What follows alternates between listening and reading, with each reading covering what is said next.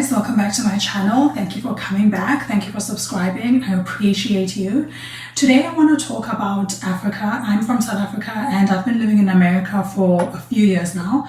And every now and then in conversation, someone will say, how come Africa is still in shambles? Like, why aren't people pulling themselves up by their bootstraps and like doing better? Why aren't Also, there's like this idea, well, it's true, there is a lot of humanitarian aid that is sent to Africa to help African people.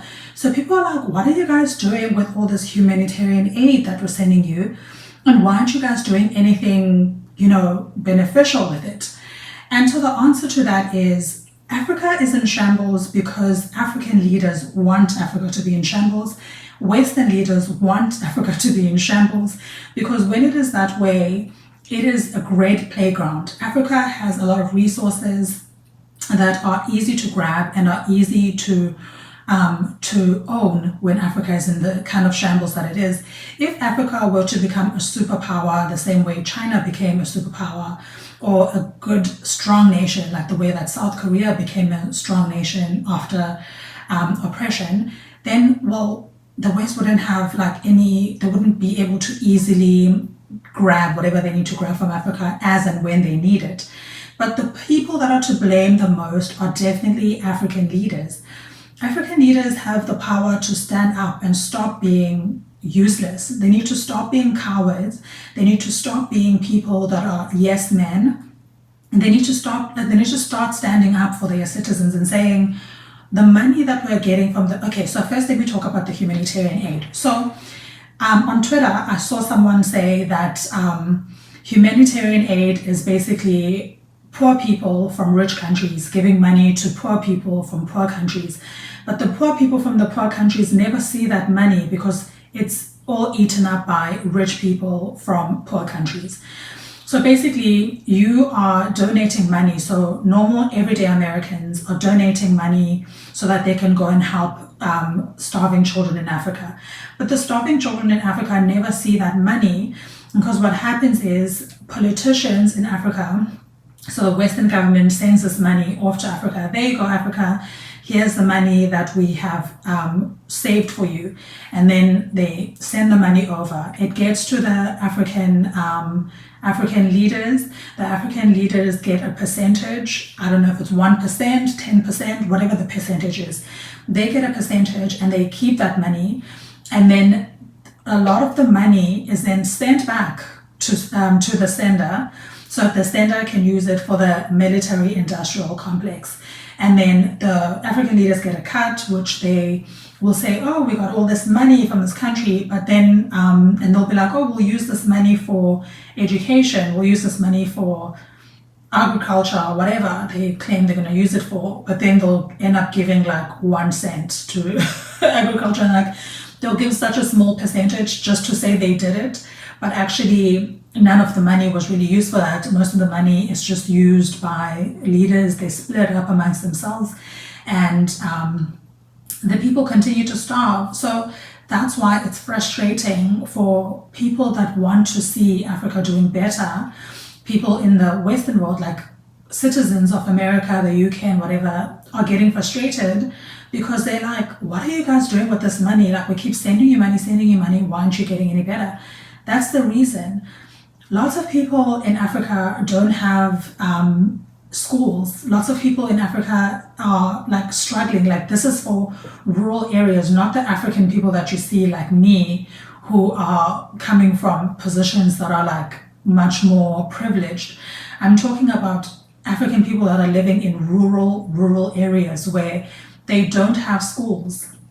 They don't have an actual schoolhouse where they can go to experience school. They don't know what the process of enrolling into a school is, or buying uniform and to go to school. This is just not something that they're doing with their lives.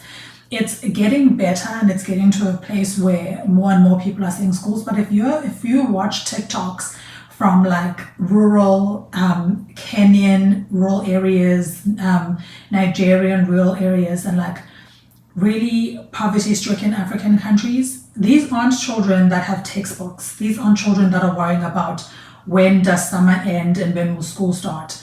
They don't have they don't have school shoes, they don't have school bags, nothing of the sort.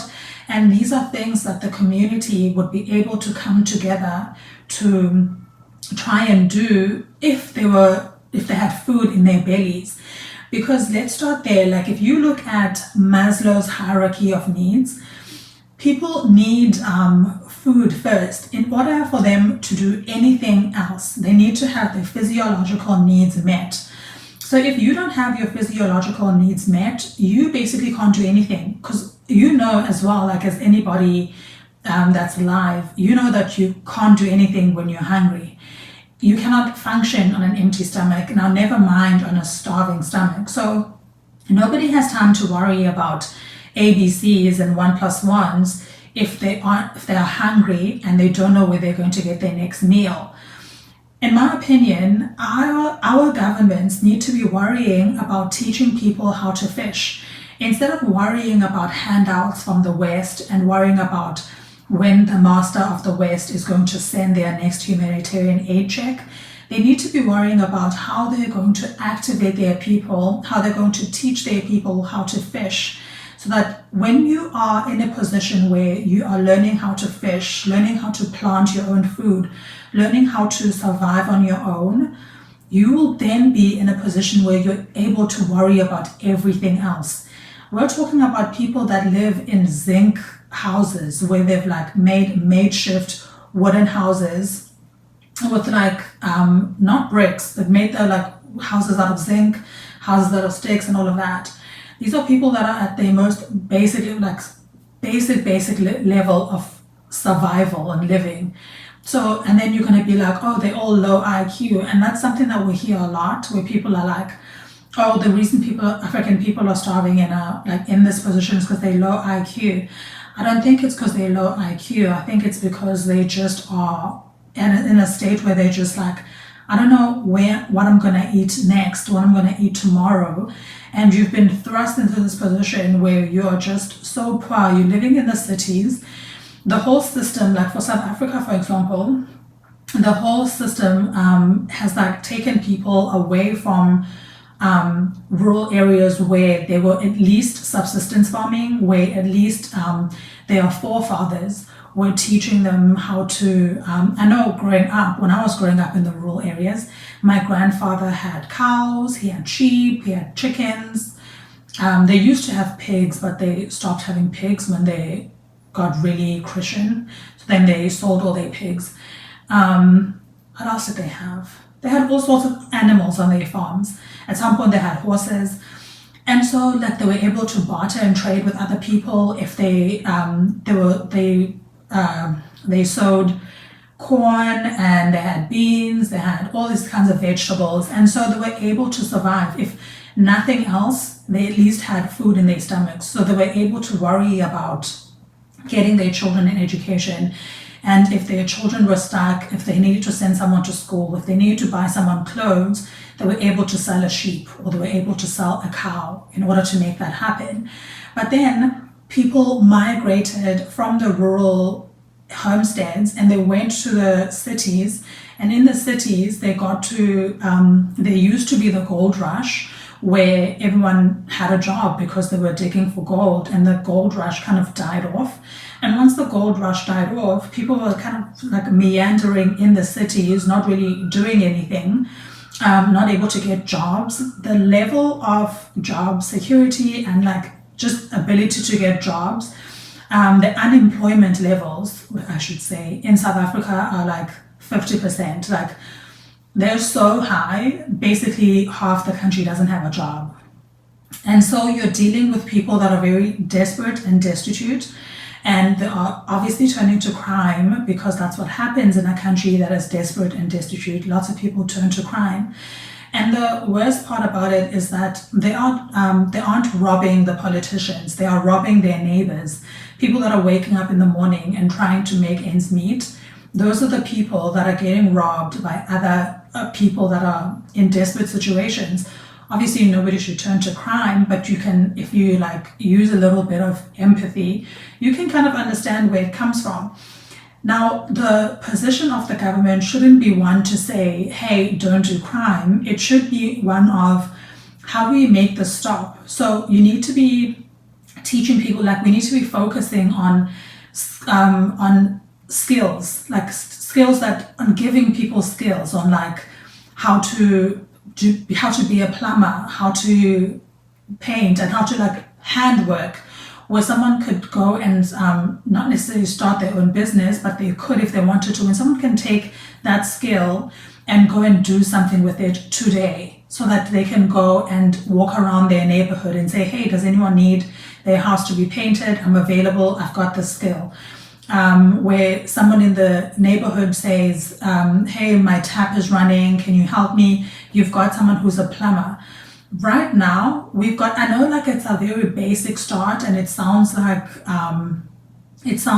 very elementary, but it's a start. It's something that people can do, because at the moment you've got people sitting in the hood and they are without skills, whereas they could be sitting in the hood with a skill, so that whenever the opportunity arises to use that skill, then they are able to run after it. After you have given people those skills, you should be, the next point should be how to teach them how to use those skills, teach them entrepreneurship and how to use those skills.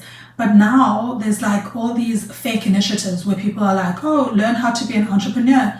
And then people are like, okay, well then what will I do when I'm an entrepreneur? Like they don't even know what that is. Like it's such an impossible thing to imagine, because you just haven't been put in a position where you haven't, like, if you haven't learned your ABCs, it's very hard to imagine what reading a book is like. If someone just gives you a book and you don't know what ABCs are, you don't know what the alphabet is, you're going to be like, what's this foreign thing? So trying to teach people about business when they don't have basic skills is like kind of crazy, because it's not going to go anywhere. But these are the kind of initiatives that governments kind of start, which is like starting at the head before you've like even done anything with the feet. So it's basically running before you can crawl. And so I think, in my opinion, is like teaching people handwork, hand skills, where they can like do something with their hands. It's all about teaching people how to fish, so that people know how to feed themselves. Because once someone can feed themselves, then they can start worrying about learning about finding their purpose. Because we're basically saying you shouldn't be doing all these things, you shouldn't be like roaming around harming all these people, but you're asking people to like be in a position where they're finding their purpose, and like, you know, but in order to find your purpose, you need to be fed, you need to have a community that works, that functions. Right now, people are in communities where people are just like strung up on drugs, and they are living lives that are just like kind of like not worth living, and they're looking at their lives and they're thinking, what am I even doing here? Like, what am I up to? What's my plan? I have no plan. And so they aren't motivated to go and be better people. They aren't motivated. They're only motivated to put food in their stomachs. And so when you can make sure that at least majority of the people that are in your country are able to put food in their stomachs, when you can do that, then at least you'll be able to start talking to, even having the conversation with people about how to activate themselves and how to find their purpose and how to build better communities. Right now, we're not living in a place where, like, people in African countries who are usually very community-based aren't living very community-based lives. They're living lives where it's like a lot of individuality and individualism, where it's just like all about me. And it's not the way that African communities thrive, but it's just gotten to that point where they're not tribal anymore. They're not tribal in the way that they used to be tribal, just because it's all about feeding your stomach. And so people need to get back to a place where they are tribal, not tribal in the sense that they are killing other tribes because they're not their own tribe, but tribal in the sense that they need to become communities and like helping each other and becoming to a point. And I'm honestly a believer of like I know that in America now, in the conservative space, there's like a big move and a big drive to get people to go back to the countryside and teach people how to plant, teach people how to survive on their own. There's like a big move for that in like on the right. If you are on conservative Twitter, you'll see a lot of it where people are like, get animals, like get chickens, make your own eggs, and plant your own plants, and eat food from your own garden. And I think it's great, and I'm a huge fan of that. And I feel like at some point, let's get people this is in South Africa now. I'm like a believer that you need to get people that don't need to be in the cities, that aren't thriving in the city anyway, take them back to their rural areas and let them like plant, like find land and plant, and try to build communities there where they're going to support each other and they're going to have food to eat. At least like this city life where people are just living on the street doing drugs and like living such horrible lives, I think it's for like, what is it all for?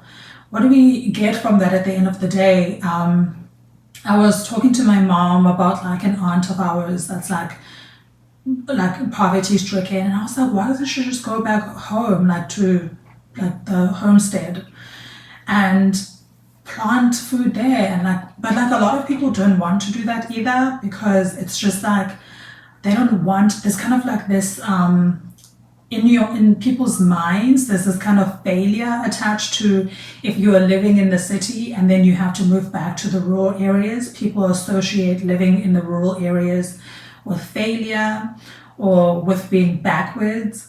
And so people don't want to live there, and they'll just be like, no, I don't want to live in the bundus, or I don't want to live in the countryside.